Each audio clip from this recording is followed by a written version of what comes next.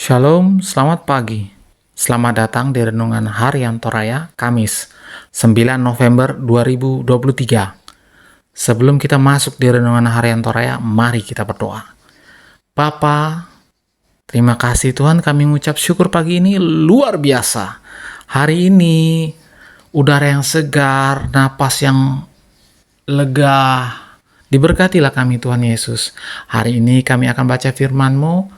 Biarlah firman-Mu ini tetap tinggal di hati kami dan kami lakukan setiap hari. Di dalam nama Tuhan Yesus. Haleluya. Amin. Pembacaan terdapat pada Mazmur 78 ayat 5-11.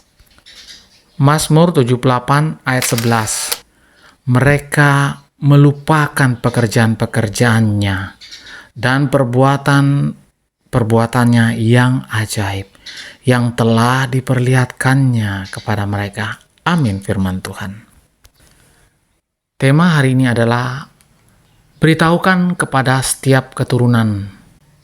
Robert James Kesan, seorang produser TV asal Amerika Serikat, pernah berujar, anak-anak bergantung pada orang tua. Mereka sebagai sumber inspirasi mereka.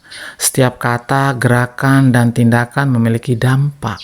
Sebab itu orang tua perlu mengajarkan disiplin kepada anak remajanya dalam kasih, sehingga mereka dapat membawa dampak positif pada masyarakat, keluarga, dan orang tua. Dalam bacaan hari ini, pemazmur mengingatkan umat Israel betapa pentingnya mengajarkan tentang perbuatan-perbuatan Allah yang ajaib dan setia kepada perjanjiannya. Kepada anak-anak mereka, orang Kristen harus menuturkan tentang iman sekaligus menanamkan nilai-nilai kesetiaan itu. Kita harus menunjukkan kepada mereka bagaimana kita sendiri menjalani kehidupan yang setia kepada Allah dan mematuhi perintahnya. Hal ini penting karena anak-anak kita lebih cepat belajar dari contoh dan keteladanan orang tua. Mengajarkan iman kepada anak-anak sebenarnya cukup sederhana dan efektif. Ia hanya butuh komitmen untuk membaca dan berbagi kisah-kisah Alkitab dengan mereka.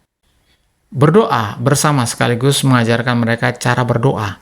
Bertanya jawab tentang pelajaran yang mereka pelajari di sekolah minggu atau di gereja, termasuk membawa mereka ke gereja untuk beribadah kepada Allah. Keteladanan iman perlu diwariskan secara langsung kepada anak-anak kita.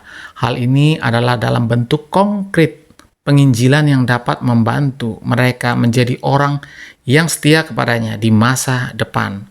Ruang yang pertama dan terutama untuk menikmati persekutuan dengan Tuhan adalah dalam keluarga. Disitulah anak-anak akan belajar menikmati Injil bersama kita. Amin. Mari kita berdoa. Bapa, dalam nama Tuhan Yesus, terima kasih atas firman-Mu. Biarlah firman-Mu ini tetap tinggal di hati kami dan kami lakukan setiap hari. Di dalam nama Tuhan Yesus. Haleluya, haleluya, haleluya. Amin. Selamat pagi, selamat beraktivitas. Tuhan Yesus memberkati. Amin.